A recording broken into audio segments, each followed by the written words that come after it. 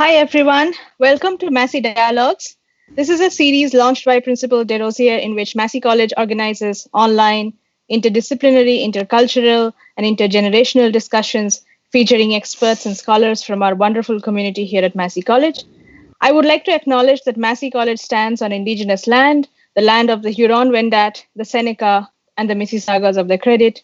My name is Apala Das. I am a third-year Ph.D. student at the Department of English here at the University of Toronto, and a first-year resident junior fellow at Massey College. I'm delighted to be your host tonight. Before we move on to today's dialogue, I want to invite our audience to consult the Massey College calendar for regular updates about the ongoing and upcoming Massey Dialogues. And a quick note for everyone following us online, please feel free to ask questions to our guests throughout today's dialogue. We want this discussion to be interactive. You're invited to participate by posting your questions from right inside the YouTube live stream where we are now. Type your question into the chat panel that you see on the right of your screen, and we will respond to you. Today's Massey Dialogue focuses on the state of media today. This is what we are going to do. First, I will invite our distinguished guest and incoming Senior Fellow John Macfarlane and speak with him for a few minutes, and then invite Senior Fellow and journalist Haroon Siddiqui and Principal Natalie Taylor to offer their perspectives on our discussion. John Macfarlane has had a long career in publishing and has remained editor at the Globe and Mail, Maclean's, Toronto Life, and Weekend Magazine. He was publisher of Saturday Night, publisher and editor-in-chief of the Financial Times of Canada, and editor and co-publisher of the Walrus. He is chairman of the Literary Review of Canada and a director of the Royal Conservatory of Music and the Toronto International Festival of Authors. So, John, perhaps our most obvious and immediate expectation from the media today, is to know the truth, know correct facts and stories about what's going on in the world and how it impacts our lives. However, perhaps because the media promises to give us the truth, we often become least forgiving towards it. How do you view this aspect of the media's responsibility, especially right now in this pandemic situation? Well, I worry about it a lot, Apala,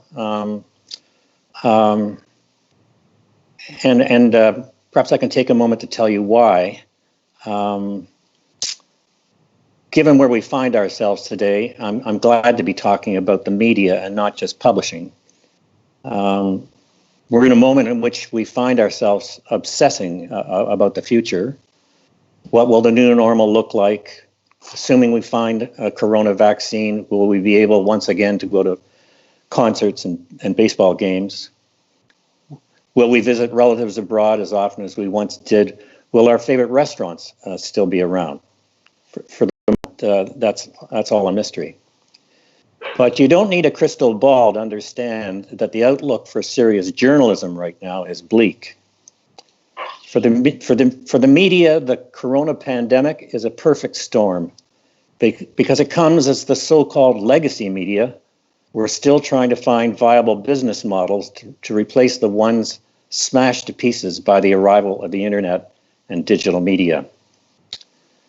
When I started out in journalism, newspapers generated operating margins that were the envy of most other businesses. The old business model was pretty simple. Undercharge the reader, overcharge the advertiser. And while it worked well, but as I say, when the internet and digital media came along, suddenly it didn't. And newspapers had nowhere to turn but to their readers, who they had trained over the years to think that a daily newspaper was worth less than a cup of coffee. So only a few have successfully transitioned. Most haven't. I think of them as the walking wounded. And now this, a crisis far worse than the one they faced a decade ago when they experienced both a digital tsunami and a global financial meltdown. Here's what's happening, and it's happened in a matter of just weeks. Millions of people are self-isolating, which means they aren't buying things, which means advertisers aren't advertising. The numbers are frightening, worse for newspapers, magazines, and broadcasting than digital media, but bad, frankly, for everyone. Looking ahead, and depending how long this thing is going to last, the media landscape will be littered with dead bodies, and even the survivors will be on life support and so financially enfeebled they'll be unable to invest in content, which is what they need to do to continue to carry on. So this gets to your point. This puts democracy at risk because democracy is predicated on the existence of well-informed citizens, and absent robust, serious media, more and more people will turn, as already too many do, to unreliable sources, to nameless, faceless merchants of self-interested misinformation on media platforms like Facebook. Think about the interference in the most recent American presidential election. Think about the interference in the Brexit referendum. Now imagine a world in which it is harder than it is. Now imagine a world in which it is harder than it is even now to identify what's true and what isn't. It's frightening. Yeah. It's frightening. So I was thinking of one thing when you mentioned the distinction between digital media and print media, the transition. I was wondering about your experience from your perspective, from the perspective of your experience as a publisher. How do you see that transition as a publisher, and what are the implications of this sort of, I guess I would have to guess, in like a sort of a vague, abstract world of publishing in the digital media world? Well, Haroon knows more about this than I do, but as I said, there was only one place for newspapers, magazines to turn when advertisers went away, and that was to the reader. But they had for so long been undercharging for the product, building the largest circulation they could, and then selling that to advertisers, that readers weren't in any mood to pay more for a newspaper or a magazine. And so even though many newspapers, the Toronto Star included, tried to put up firewalls, tried to make digital advertising as profitable as print advertising had been, many failed. I mean, we know that the New York Times has been successful. We know that the Washington Post has been successful. I think the Guardian has been successful. Maybe I'm wrong about the Guardian. I think I am, because I think the Guardian does not have a paywall. Anyway, I could be wrong. But many have tried and failed to get more money from the reader, and so and all the while advertising has been declining. So this is not a pretty picture, and I think people are scratching their heads in media headquarters all over the world, trying to figure out where to go next. But I haven't seen any of those people succeed. And I was also wondering about, the economizing of information. Information was more economized naturally because print media, or the pre-digital world of media, used to be just sort of more limited in terms of what was on the plate. So the idea of watching news at 7 o'clock in the evening for 10 minutes every day, and no more of that. So this economization of news and information, do you see it as a virtue that we should be thinking about? See it as a value in your long career as a journalist and as a publisher? Are you asking, do I think it's better to have more? Yes. No, I'm asking, do you think that it's better to have less information, and that would probably strengthen the responsible media's role and responsibility? Do you think that economization of media information strengthens the? I'm not sure I'm understanding the question, but I'll say this, that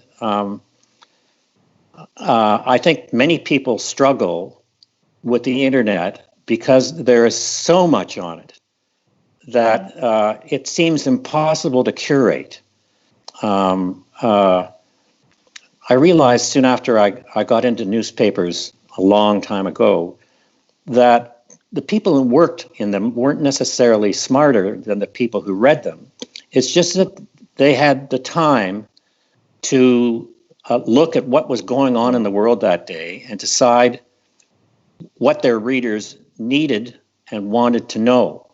I don't know how you do that. Even if I had all day, I couldn't even begin to curate the material that's available on the internet. And I think many people find that overwhelming. Yeah.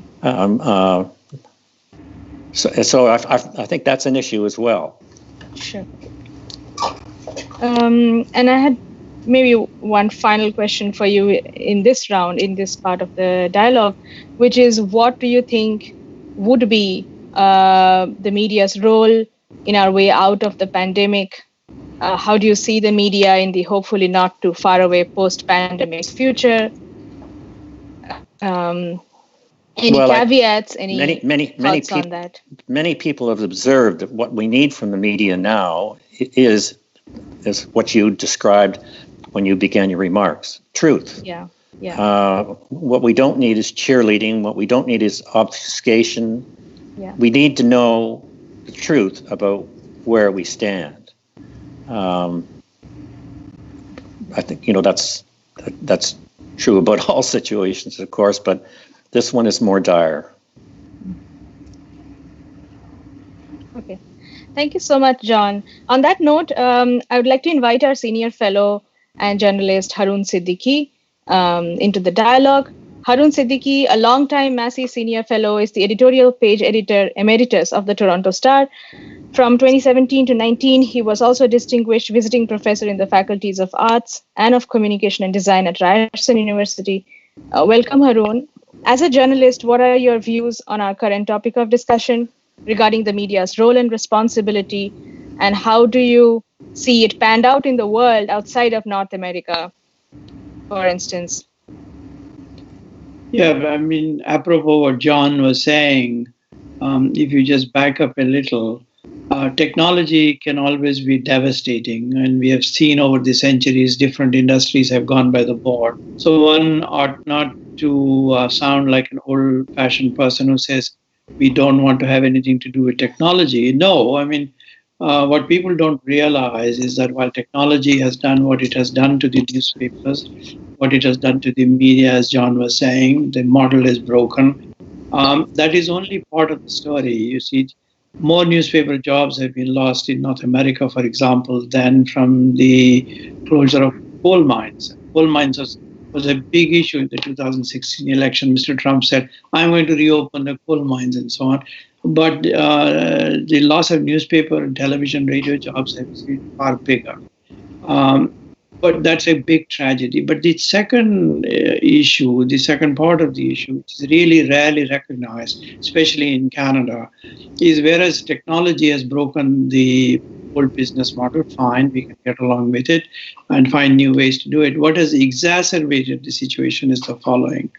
This rise of the American high-tech behemoths like Amazon, Apple, Google, Facebook, and so on.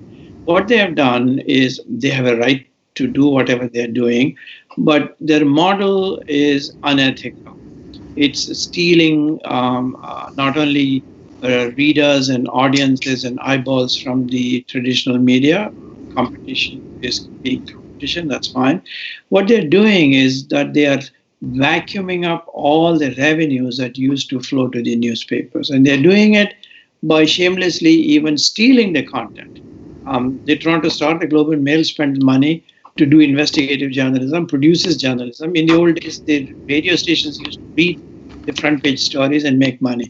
Now, what we have is these multi-billion-dollar corporations stealing content from the Globe and from the Star and from everyone else, and they are making money, and these people are going down. I mean, there is some perversity in it. And then, on top of that, these are American corporations.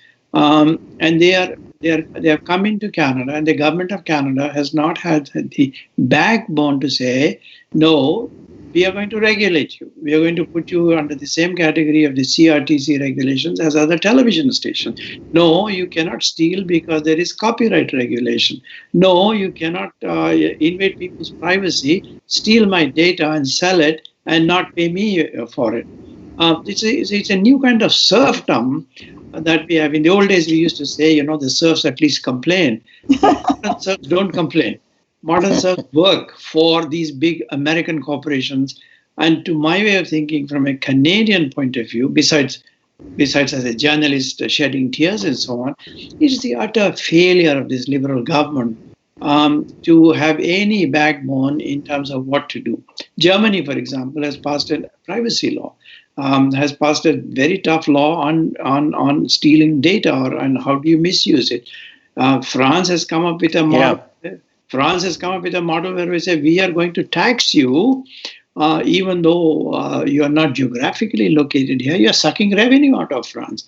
You are sucking revenue out of Canada. And accountants can argue about how do you tax these people.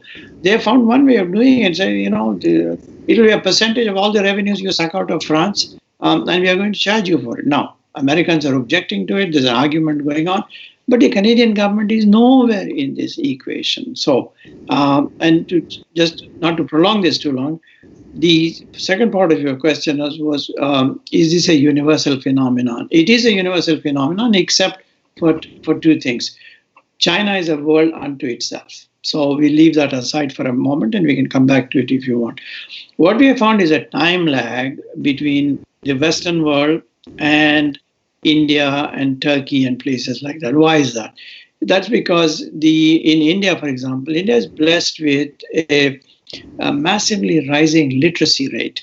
So as more and more people join the middle class and begin to learn to read and write and so on, they're still sustaining the traditional media up to this point.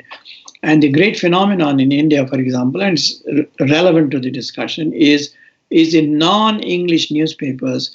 As people learn more and more Hindi, Urdu, Telugu, and the Tamil papers, as they become literate, they're buying newspapers. They're consuming newspapers and still paying for it, which was the argument in the case of Quebec, for example, that the French did to a certain point, which is the same thing that happened in Norway and places like that. But just to end the discussion is, this lag that we find in Turkey, because it's a Turkish language and so on, there also the curve is beginning to sort of level off. So they will eventually feel what we have felt for a long time in North America.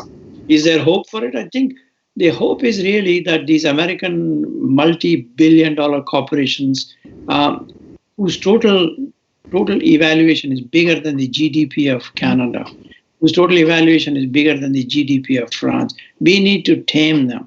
And there is no better website to go on than, Elizabeth Warren had a series of proposals, and they may still be on the internet. It's worth reading what she says, how we need to enforce competition, we need to end these practices and so on. So it may not solve the problem completely, but we ought not to be as helpless as we have been. That's what I'm saying. I would just have John, did you want to come in and?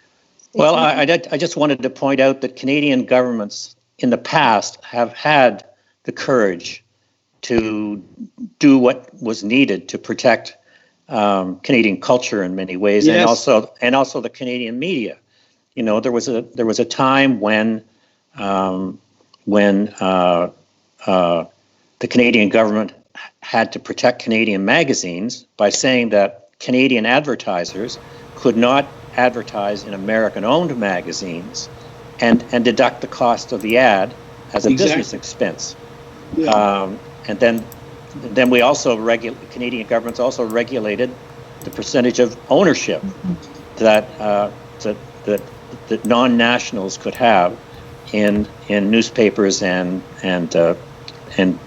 magazines and broadcasting. So there is some precedent for Canadian governments stepping up. It's just that it seems in the current era, with free trade agreements being renegotiated and so on, there's a kind of reluctance in Ottawa to wake the bear, if I may use that metaphor. Yeah, in fact, the previous government of Stephen Harper was the one that, for example, rubber stamped the American hedge funds taking over the Post group of newspapers, National Post, the Toronto Sun, and Horrible. all the papers and so on.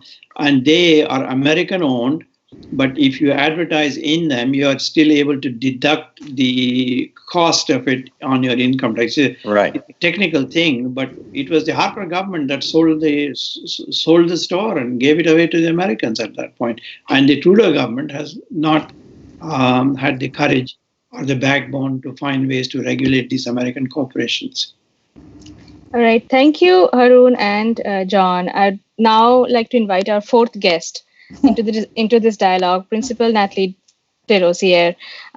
Principal Taylor, from the standpoint of your long career in constitutional law, civil liberties, and with regards to your foremost interest in safeguarding the freedom of expression, about which you often talk to us here at the college, how do you perceive the role of the media and the role of, or the status of democracy at this point? And I would like to also, I think, a small question, which we would probably come back to in the course of our discussion, but I would like to throw it out there in case you want to take it up, which is, what is our situation, or is our situation more precarious at this point in this pandemic because of, as Haroon was pointing out, the whole corporatization of media and everything that Haroon was talking about? So, yeah, I open it up to you.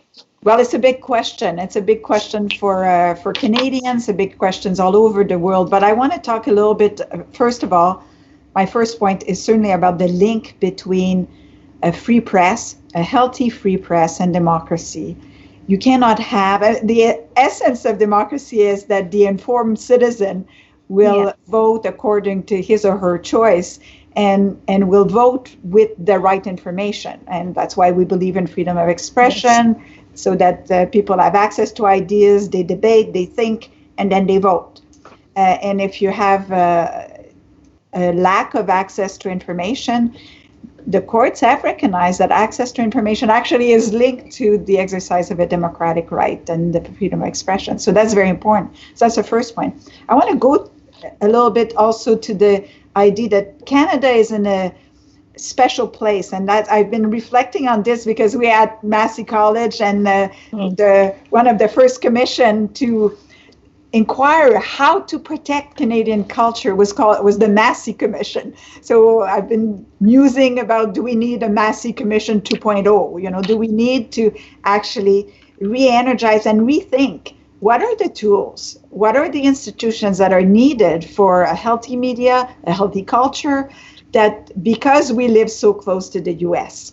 So some of the tools that may be developed in France or in other countries may not be as applicable to Canada, or maybe we need to have a strategy that's a little larger and that looks at the range of tools possible. Because I come from Quebec and that I speak French, the difference between the English media and the French media and the ability of the Quebec cultural scene to articulate itself differently spoke a little bit to some of the issues that Haroon pointed out. If you are attached to one language, then you get all your cultural needs met in that language.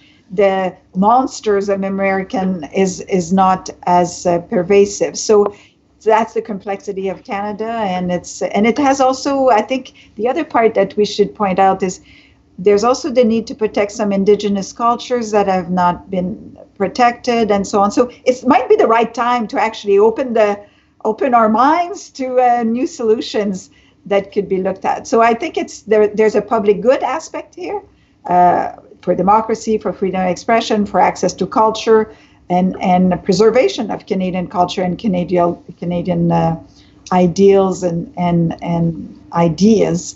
So I'm quite keen to have more of dialogues about this very questions, is my point. Sure. Yeah, you see, I mean, one of the discussion points, and some of my colleagues may not like this, and we didn't stop him because a print version of it, of course, private Toronto Star, Global Mail, and so on may not like it, but they're not doing so well at this point. If we can find ways, and in fact, the government has established a $500 million fund. There's arguments over it. How do we do it? How do we not do it? But I think in the interest of tying this nation together, in the old days, we used to have the railways, then we got the CBC in the 1930s and so on. What is so scandalous about thinking of and discussing the possibility of a print version of the CBC, subsidized by the taxpayers, so that local television stations, local communities have access to local news, so that we know what is happening at the municipal level and so on. In theory, newspapers used to do it. It's not done anymore. As newspapers close, half the newsrooms have been closed in this country. Then we say, Facebook will come along and give you $500,000 to start an experiment. No, we don't want lousy money from Facebook to do it. Why should we be grateful to an American corporation for my local news? We in Canada need to find solutions to be able, either through the aegis of the CBC or whoever, to be able to know what is happening in my neighborhood.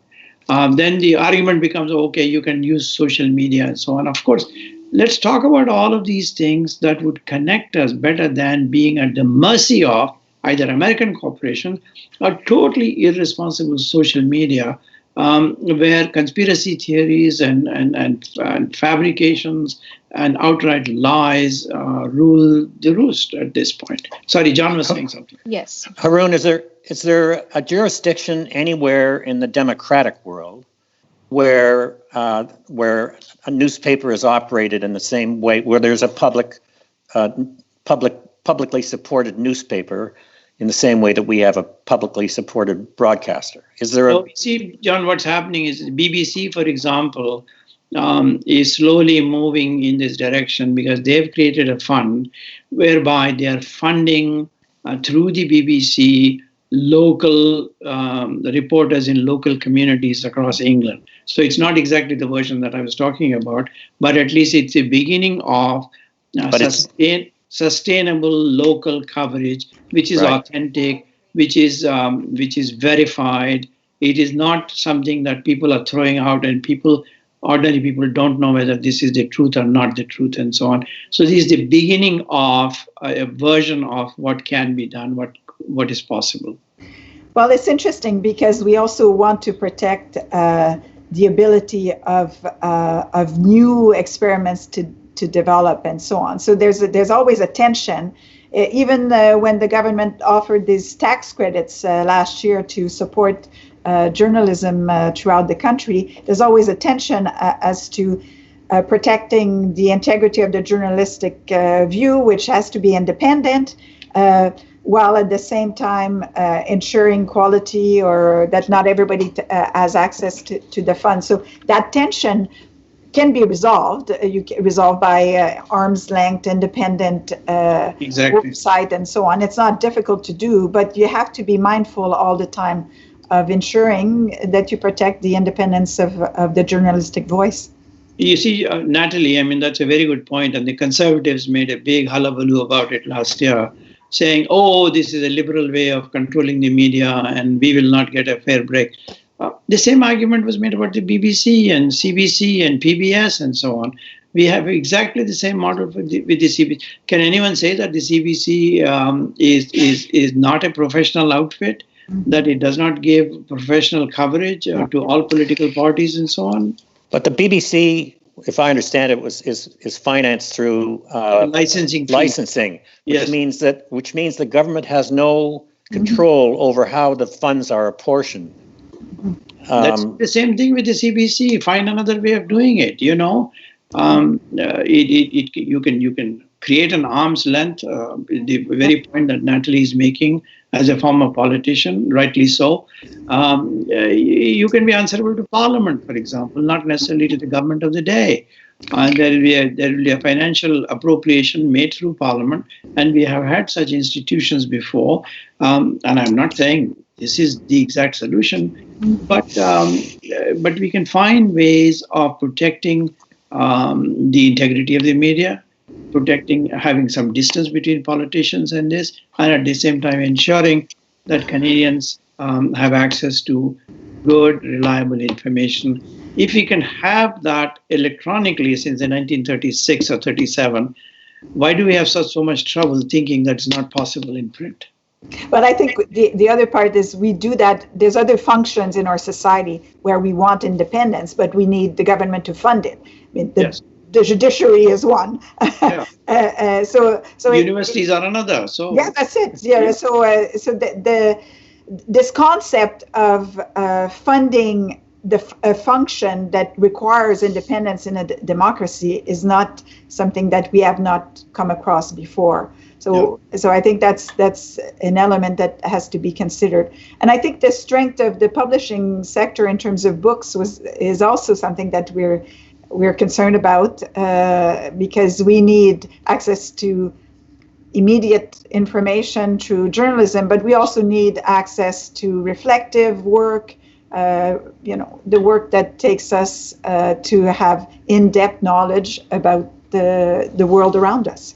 The ironic thing is that COVID-19, which is causing such which has exacerbated the financial problems of the media that John spoke about, it is the traditional legacy media that's providing the most accurate information.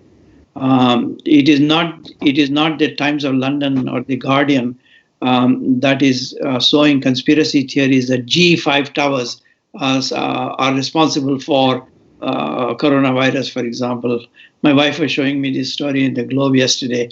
That people are actually across Europe, highly educated people, highly educated continent, first world, they are going and trying to either light fires or bomb these G5 towers, thinking that China is sending the coronavirus through the G5 towers. Speaking of conspiracy theories, you used to say this is voodoo economics or voodoo magic from the deep down in Africa. This is the heart of Europe. Mm-hmm. It's the media that is providing the best possible information. And the irony of it is the people who are most reliable, who are doing the best work at this point to keep us united, to keep us on the right track, to keep us informed, are the ones who are suffering the most financially from this crisis. Okay. So we have a question from Pankaj Mehra. Who is also, by the way, a senior fellow at Massey College. Yes. Okay. In addition to the digital behemoths, Amazon, Google, etc., corporate entities exercise control and set editorial policy, usually favorable to ruling political interests. How can this be tackled? Say that second part of it again, given that. Sorry, can I have that again? Just a minute, Haroon. Yes. In addition to the digital behemoths, Amazon, Google, etc., corporate entities exercise control and set editorial policy, usually favorable to ruling political interests. How can this be tackled? Pankaj raises a good point, but I think have already touched on it. We can find methodologies and ways of ensuring that there is that distance. In theory, newspapers are neutral. Does anyone think that the Post group of newspapers and the Toronto Suns are neutral? Mm-hmm. Give me a break, So there's always a bias. It's a subjective thing. There is no such thing as pure 100% purity in anything that you're dealing with subjectivity. So there is a certain, what is the word I'm looking for? A certain community standards, national standards, and so on, certain sense of ethics, balance, responsibility, all of those things that we used to have in the newspaper business, in fact, have gone down because of too much concentration in very fewer hands. If you happen to have a newspaper that is owned by a right-winger, so you said, okay, that is balanced by a left-of-center newspaper because we have 4 newspapers in Toronto. Those days are gone. Montreal, Calgary, Edmonton, Vancouver, Regina, Saskatoon, all of these are owned by the same group of newspapers, the Post chain of newspapers. If you don't happen to agree with Mr. Godfrey's view of the world, the readers in these towns and in these cities are getting a tunnel vision as decided by the people in Toronto. So we already have this issue. So the much maligned social media and much maligned multiplicity of voices that Apala talked about comes in handy at this point. So there's not just this single voice. Hopefully there are many voices and the truth will come out of the middle. Well, I think it might be also, there's another question. So let's go to the other question. The other question is by Kirsten Brassard. How have you seen the relationship between the media and the book publishing industry evolve over time? And how do you see it evolving in the wake of the pandemic? John is a good person to... Maybe John John, would you want to weigh in? Well, the Canadian media has always had a kind of odd relationship with the book publishing world.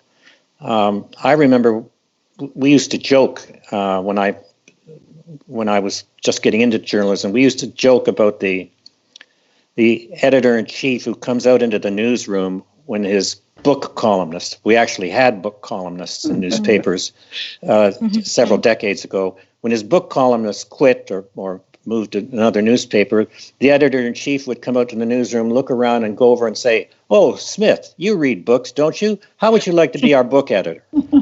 Yes. It's books, I think, have always been underserved, underserved by Canadian media. Well, certainly by newspapers, and especially at the moment. CBC has done a pretty good job with book publishing in a variety of ways. And talking about Canadian books and so on, yes. But the whole field of book criticism in Canada is largely in disarray today, and it's a shame. We need book criticism. The publishing community would welcome good book criticism. I would argue that criticism in general is not what it used to be in the media. It's become Roger Ebertized. It's 2 thumbs up, 1 thumb down. Whereas what we need is discussion of the book. You sound very old-fashioned, like me. I know I sound that way, and I hate sounding that way, but... No, but we do have another problem, though. I mean, there's a lack of resources in the newspapers because newsrooms are shrinking. We don't have people to write about these things and so on and so on. But the very few people that we do have, this is my next pet peeve, is they're all writing about American books. Why are Canadian newspapers handing over tons of space to American books and so on? The argument is because we read American books. It's the same thing about everyone. Everyone is busy being PR agents for Hollywood movies and so on.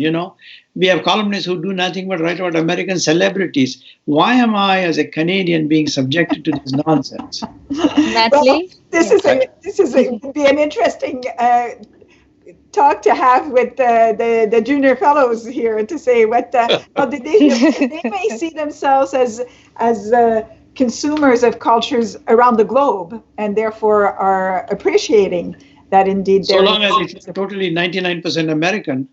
No, I don't think so. There's diversity. Yeah, don't you think? I think there's more. Yes, I think so. I think. I don't know. I'm talking about this. About book criticism or literary criticism, or just even book reviews from the point of view of sort of literature department students who are reading and writing reviews, academic like PhD students or master's students who are writing reviews and getting them published. I mean, I think there is quite a bit of focus on Canadian literature, and I don't know. I mean, if it is Toronto is different from the rest of the country, but I wouldn't say that there's. I mean, there is quite a bit of focus on American literature. But that's because I guess it's the continental focus and Americanism for instance, as an ideology, as a cultural sort of fabric that is unavoidable. And Canadian, for instance, we had this class on Margaret Atwood's sort of Canadian nationalism. And so we realized that there is no way we can talk about Canadian nationalism without talking also about how it contests with, is in conflict with, builds up upon Americanism as a sort of continental phenomena, as an ideology and cultural, I guess, phenomena as well. If you're blessed with one Margaret Atwood, that takes care of a lot of things at the same time, you see. I know that bringing in Margaret Atwood is bringing in a lot of other, like a huge baggage behind that, but it just as an example of. No, she's such a international presence that it is helpful. Yes. But I would argue that. Yes. Sorry, John. Sorry, don't let me interrupt. No, it's okay. I just thought there was another question coming in. So if you want to go ahead. I just like to point out that the book publishers themselves are doing a far better job of promoting Canadian writing than they did 50 years ago, when they were simply in the business of importing American books and selling them to Canadians, and did very little original book publishing themselves. And that, by the way, is helped by the Canadian government and the Ontario government through the Canada Council and the Ontario Arts Council. That's true. So the state does play a useful role, albeit small, but nonetheless plays a useful role in advancing Canadian literature. So we have a question from Canadian Business History Association. The Canadian music industry and Canadian authors have been successful in preserving and presenting a unique Canadian culture profitably. But why not the Canadian media? So, yeah. I mean, John would be a better person to answer that, because we have not had a tradition of direct subsidy from the government to the newspapers. Newspapers themselves have taken great pride, rightly so, in their independence from government.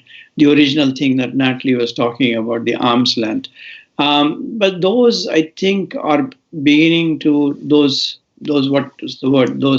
this idea of distancing is beginning to melt away under the economic onslaught at this point. Because right now, as we mentioned earlier, there is this $500 million kitty that Mr. Morneau announced last year, and there's discussion going on as to how best to divvy it up, how to do it in a non-partisan way. But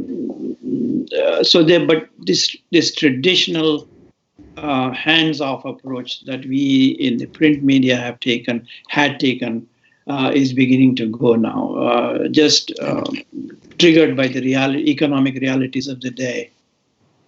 It could also be that when we go back a bit further, we remember, in the times of Wilfrid Laurier, and actually political parties own newspapers. Yeah, of course, yes. So I think the reactions may have been that from a place where the written word was being monopolized by political forces, the reaction was to say government completely out of the newspaper business. And that may explain why now we have to rethink this idea that you can still be independent, but for the public good receive some subsidy like many other institutions. But that may explain a little bit a difference in the articulation of what independence meant. And apropos that, not directly related to this, but is this phenomenon that we have now seen, this idea that I was referring to earlier, that a newspaper, if you are the only major newspaper in a city, you felt some obligation to present both or all sides of an issue. You felt responsible enough to do so. That idea itself is gone by the board. So we now have, in the name of niche journalism, in the name of niche television, niche radio, what did you end up with? We ended up with angry radio. We end up with Fox News, which is not only angry and stupid, but also extremely partisan. So this idea of a non-partisan media is also under assault Yeah. And the Fox News model is not just American, it's being copied very widely around the world. You go to India, you have these lunatics shouting away on television. You go to Pakistan, you see versions of the same thing. The only good thing news in this, in Canada, it was tried by Sun TV and it failed spectacularly, which is a great tribute to Canada. So, okay, we have another. Sorry, Natalie, do you want to? No, let's go. Hold on till the. Okay, another question by Andrean Dion.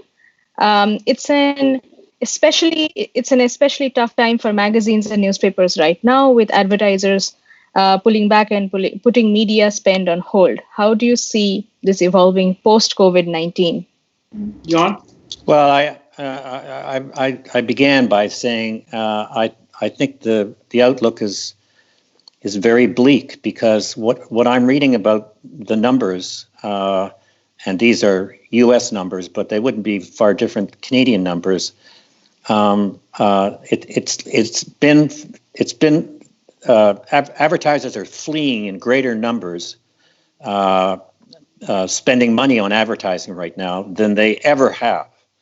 And as I say, it comes at a time when the media are already suffering from legacy media, already suffering from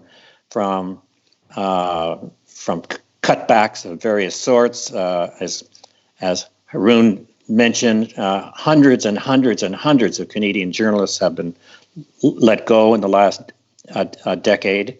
That can't have helped the cause. You can't make something better by constantly making it cheaper. So I can't find a reason to be at all optimistic. Well, I can. One, I said also that newspaper publishers used to be preoccupied with advertisers because that's where the money was. The money wasn't with the reader. Now that publishers and editors are becoming dependent on readers, a great deal more attention is going to be paid to what readers want and what readers need. And I think we see this in the pages of the New York Times and the Washington Post and the New Yorker and the Guardian.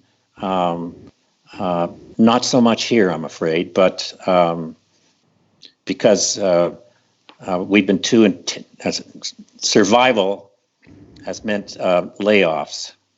Except that, John, there is. Sorry. Go Natalie, ahead. do you want to? Yeah, I just want to say, because I'm an optimist, let me make just 2 quick points. I think COVID, the pandemic, has been such a transformative force in our society that many of the old models will have to be rethought.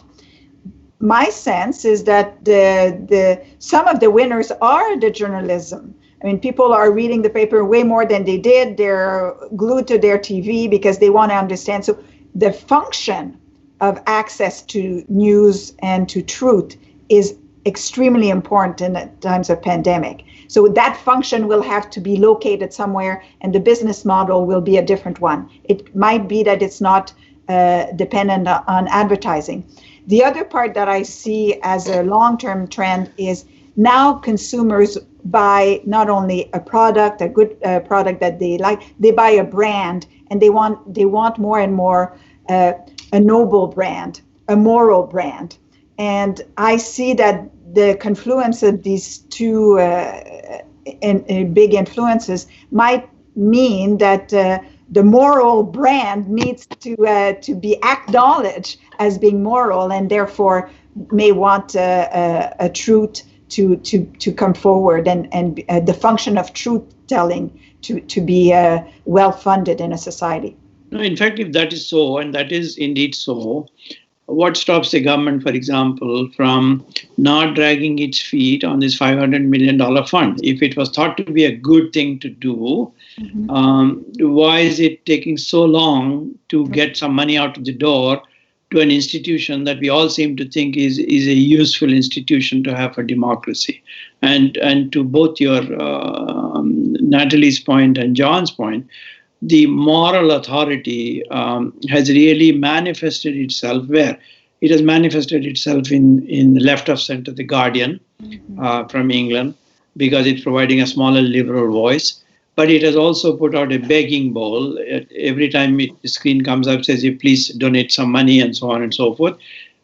The newspapers that are designed as a business model cannot be putting out a begging bowl because which is what is required for that is a non NGO status, which is what La Presse in Quebec has done, which is the Democratic family was tired of subsidizing it, has cut it loose. It is now a charitable institution, so people can donate money to it and get a charitable tax receipt. The moral end of it is really most manifested itself in the New York Times and the Washington Post. Why are they succeeding? Besides the fact that they are great newspapers, they do good journalism, is their calling card is the anti-Trump. They are the antidote to Mr. Donald Trump. They hold him out, they call him out all the time, they provide great coverage. So anyone who is fed up with Mr. Trump generally ends up going to the New York Times and the Washington Post. They're doing well. The only other the other model that's working is the Wall Street Journal, because it's a business proposition and businesses require those kinds of news, are willing to pay for it, which ordinary readers are not. Okay, we have, this is probably our final question. Stewart Goodings, what would you say to students going into schools of journalism today? Don't It's go. a great question to end with. I'm with Haroon. I think the best education to be a journalist is to know something. Now that may mean going to university and doing an MA or a PhD, but it could also mean traveling the world and seeing the world for yourself. It might, know something other than what journalism schools teach you to do is write leads and do stand-ups. And that's why we have far too many journalists in Canada today who know only how to do those things. They don't know any history. They don't know any philosophy. They don't know any science. And I could go on and on. Well, let me say we have a great journalism program that supports actually the fact that journalists want to know and they want to get to deepen their knowledge, and I think it's an important. I would say, because I think the function of journalists will continue to be important in our society, and the model is changing. But that's the same with every profession that is going out there. So law is the same, and so on. So I think that we need good journalists. We will continue to need good journalists. Yes, but Natalie, the Massey model is a graduate model.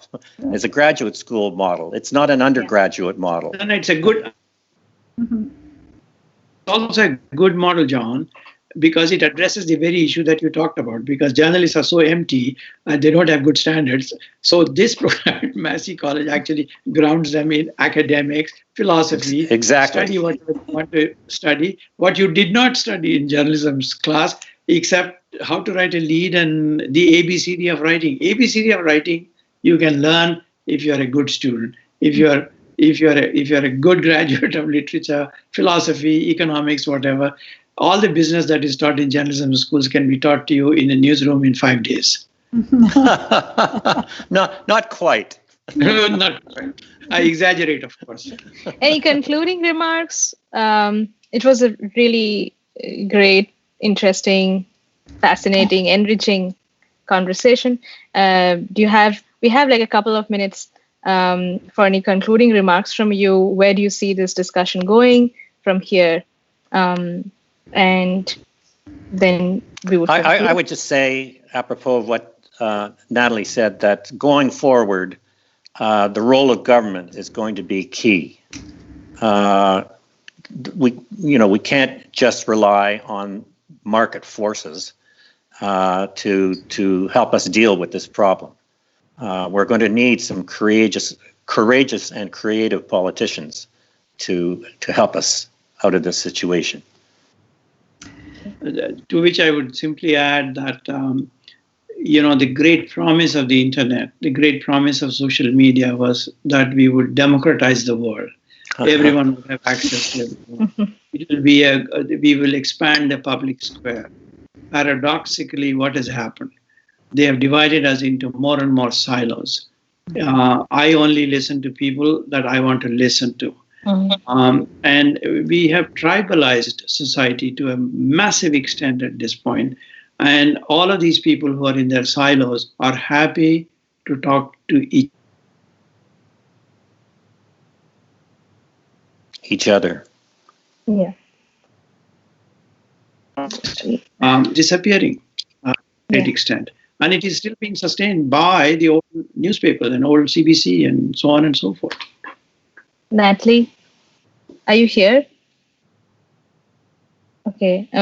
I can see her, but yes. I think that's the connection to her. Anyway, I think we need to conclude now. So here are, I'm going to read out, the next week's Massey Dialogues programs. Next week, Gwen Healy-Ecurock will be with us on Tuesday starting 4 p.m. to discuss COVID response in Iqaluit and in the North. On Wednesday, Professor Anthony Casilli will join us from France at noon Toronto time to share his reflections on privacy issues in the context of COVID-19. And on Thursday at 5 p.m., Professor Randy Boyagoda will explore imaginative distancing, our reading lives in pandemic times. So stay tuned, and thanks John and Haroon and Natalie for this wonderful discussion. Take care. Good night. Thank you again.